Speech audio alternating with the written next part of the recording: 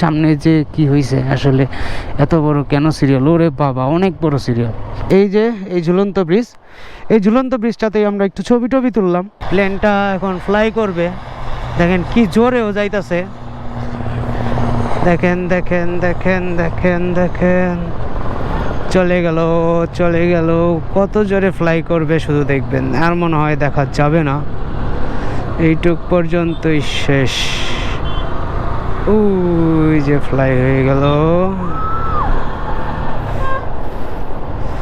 তো ফ্লাই করাটা দেখলাম, ভালোই লাগলো। এরকম এক্সপিরিয়েন্স, এরকম দেখলাম আমি আমার জীবনের প্রথম।